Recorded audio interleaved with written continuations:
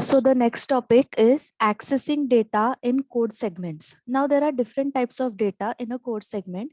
How can you access those particular data? We will see. It is possible to read the data from a code segment. So there are three ways of reading a data from a code segment. First is load the data segment register with a selector of a non-conforming readable executable segment. Second, load a data segment register with a selector of a conforming readable executable segment. Third, use a code segment override prefix to read a readable executable segment whose selector is already loaded in the CS register. Now, what is the meaning of these 3 points? See, you have to load a data segment register that is having a selector. Okay, and that selector will consist of a non-conforming readable executable segment. First case. Second case will include again load a data segment register that will contain a selector of a conforming readable executable segment. Okay, first one is having non-conforming, second case is having conforming, and the third is the case that you have to use a code segment prefix. You have to use a CS override prefix. Why you are going to override? You are going to use a override prefix to read a readable executable segment whose selector is already loaded in the CS register. Means what? Code segment register is already consisting a selector. Okay, and you are using a already loaded selector. So this is a case of overridden case, and you are overriding the data. Okay, so this is nothing but in such cases where the selector is already loaded in the CS register, you have to use a override prefix, okay, to read the data. Then in case 1, procedure can only access the data that is at the same or less privilege level. Okay, case number 1. What is case number 1? You can access the data that is at the same or less privilege level. Okay, second case, case number 2, is always valid because privilege level of the segment whose conforming bit is set. Always it is a valid case. Why? Because the privilege level of a segment whose conforming bit is always set means it is equal to 0. And case 3 is what?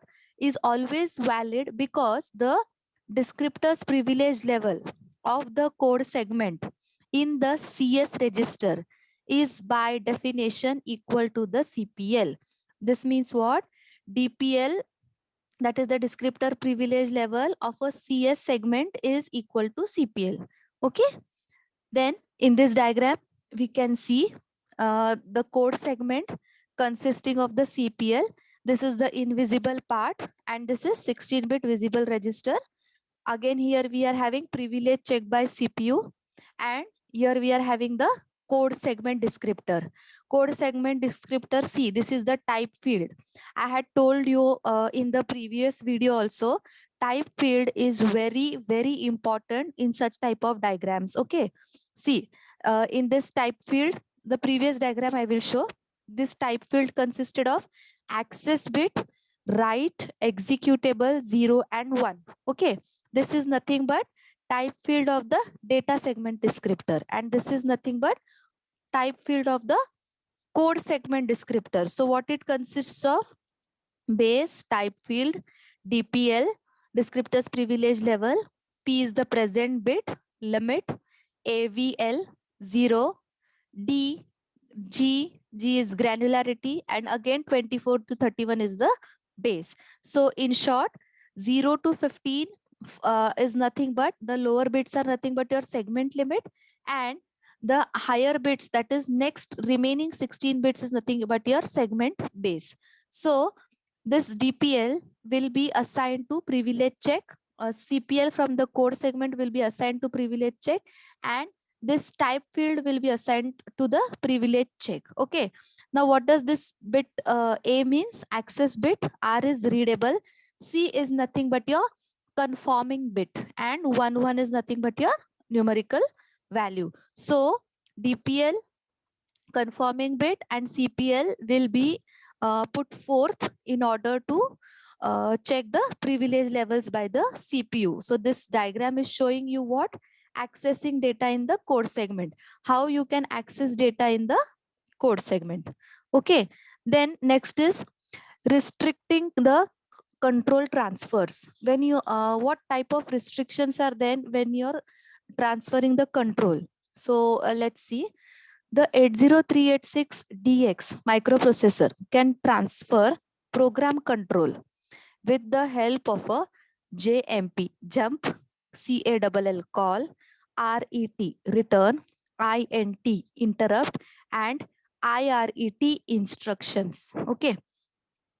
So what does this first statement tell you? How can one transfer a program control?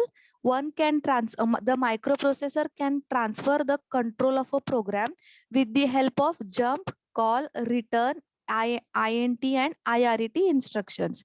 So the near forms of jump, call and return transfer control within the current segment.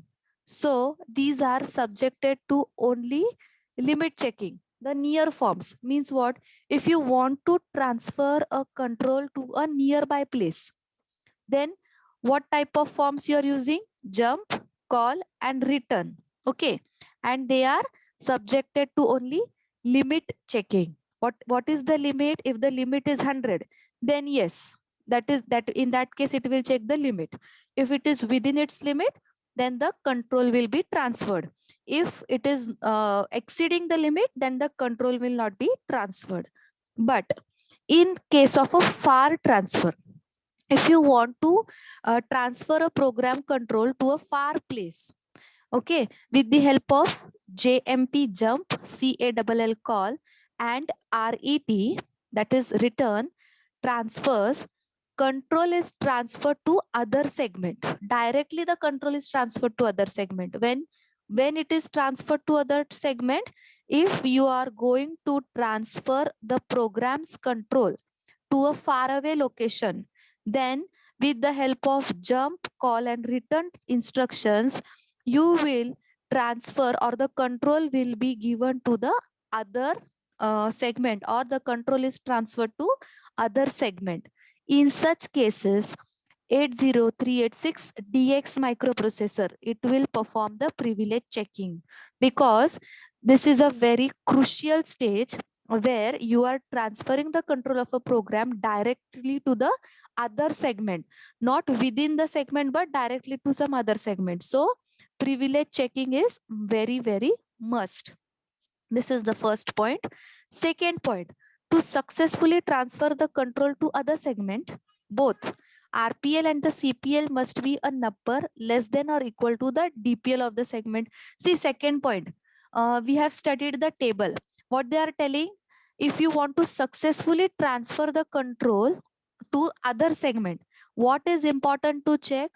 The RPL and the CPL must be number less than or equal to the DPL. See this, I'll show you the table again. If you want to successfully transfer a control to other segment, then your RPL and CPL must be a number less than or equal to your DPL. Okay. Then what is the next point? In other words, the privilege level of the requesting selector and the current privilege level must both be greater than or equal to the privilege level of the desired segment. But obvious, whatever is the requesting selector and the current privilege level, they both requester must be greater than or equal to the privilege level of the desired segment. So this is mentioned in the form like MAX, max in bracket, CPL comma RPL, they must be less than or equal to your DPL. Okay. So this is what we have seen regarding the concept of DPL and RPL. Thank you.